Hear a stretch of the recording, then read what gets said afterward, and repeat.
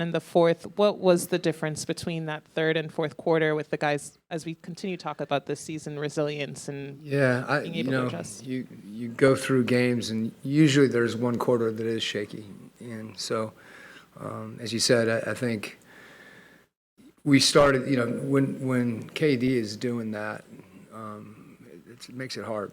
And, there was that stretch there where, you end up having to double team him. And, he's seen every type of double team that, that's been conceived of. And then they hit a couple threes.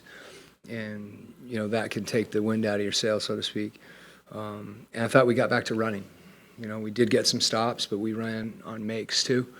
And we're able to, there was a couple times where they scored and we were able to answer within, quickly in the shot clock. So I think that being able to get to the next play and not be deflated when a great player is making shots. Coach, you all were, I believe, plus 17 in the rebounding department. But I want to talk about a lot of the, some of the loose balls and the effort from your team tonight. Yeah. Just talk about the effort of just going after those second chance points and even taking advantage of the laziness of Phoenix tonight. Well, I think for us, as much as anything, I'd like to point out Onyeka because I thought his activity, both on the offensive glass and the defensive glass, was just terrific. I thought he was getting rebounds in crowds. He was keeping balls alive. And then we had some other guys that, there's one play that Veet made really stands out, but there was a few of them where we were just getting hands on a ball and keeping it alive. And I think, that competitive endurance where you don't just compete on one play or two plays, you continue to compete, and that's just what you do. And when you do that, good things happen. Not always, but a lot of times.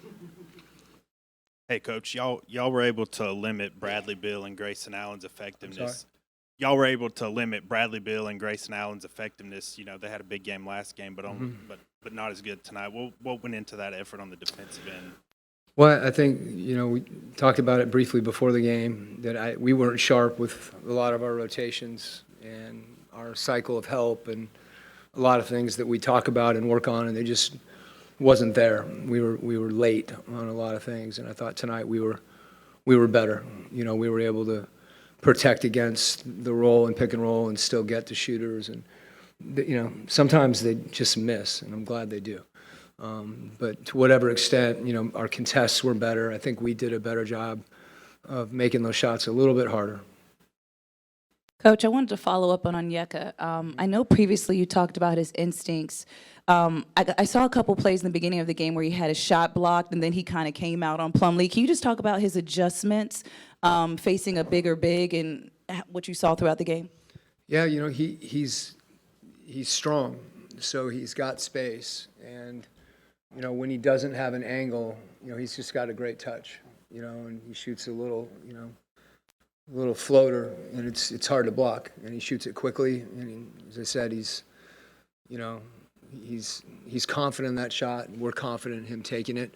The other thing, he's got great hands, so you see him tipping the ball. He comes up with a lot of tip-ins. Maybe he can't secure the rebound, but he's able to tip it. There's one play that kind of stood out in the first half where he's handling the ball, and he faked a handoff, and then he split his man and got to the rim. And we have a lot of confidence in him handling the ball, and so do his teammates, because he makes plays for other people too. Coach, Veet seemed to play with real swagger tonight. He threw the ball, behind his back a couple of times. He dropped it off to, I think, Onyeka for a big dunk. Mm-hmm. For a guy who's in and out of the lineup a little bit, knowing DeAndre was out tonight and knowing Jalen was out, does that help him maybe play a little bit more freely, knowing there's more opportunity? I hope not, but I think it does sometimes when you get extended minutes. That's part of it. The challenge, he's been playing that way, though. He just hasn't played as many minutes because of what you mentioned with Dre and Jalen being out tonight. We needed him to play more minutes. But, I think when he first started playing, we had a backlog of guys, and he kept working. And when you first get out there, even if he played a half a season last year, shot the ball great. But there's an acclimation period. Each shot, sometimes you can make that shot too important, when you just need to shoot it. And I think for him to play instinctively is really important because he's got great instincts. You know, I think the play that those guys will be, I know Trey was upset with him because he probably had a dunk and he passed it. So if that's the worst play you make, all right, like a really unselfish play, I'm all right with that. I wanted to stick with Veet for a little bit longer as well, but I know with the team, it's about team defense and collective defense, but his defense on Kevin Durant for a couple of those possessions in the second half, especially the first miss in that third quarter. I mean, what have you seen from him as a defensive player and his ability to stop some of those bigger wings? Well, he's big.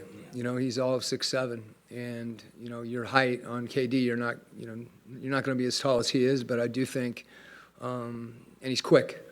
And what that allows you to do at times is, you know, make the catch a little harder, push him off his spot a little bit more, and those things incrementally kind of add up. And we didn't foul either. Like that was one of the biggest things. It's hard not to foul when you're that focused on trying to stop somebody. But you know, he did a good job against him. He'll probably tell you it wasn't easy, but he did a good job. Coach, 2 of your 3 leading scorers were out tonight, but you know, of course, Trey had to come in and step up. Yeah. What did you see from him tonight? You know, I've heard a lot about, you know, his shot attempts being down, and it's a credit to him that hasn't bothered him at all. You know, I mean, it's one of those things you know, if you look at a stat sheet, you notice he leads the league in assists, and he's not shooting as many shots because he's distributing more, but he's also scoring when we need him to score. And he's done that, you know, during a game with those guys, with Dre and Jalen out there. Tonight he needed to do it for longer during that game. And the biggest thing, you know, I kept telling him, like, we don't want to just have to rely on you every possession because he'll wear down. You know, they're throwing multiple defenders at him. You know, he's used to that, but that's where it's so important for us to run, and that gets other guys involved. And then when we do need him, when the game slows down, you know, he's fresher, and I think that was important. And just his understanding that tonight was one of those nights where, you know, we needed his offense scoring, not just his offense, you know, playmaking. How big is it just to get a win and back Mm-hmm, before you go on another road trip here? Yeah, I mean, I think if you go into a game and, you know, Jalen and Dre, I don't know what our record is without those 2 guys. You could probably find it out. It's probably not as good as it is with them. So I think the fact that our group came together tonight and we played the way we did, I thought we were a really connected group. We executed a game plan, and that's gratifying, you know. And again, as you said, this whole month seems like we're on the road a lot, which we are. So, you know, being at home and getting one at home is always good, and now we're back on the road. Okay.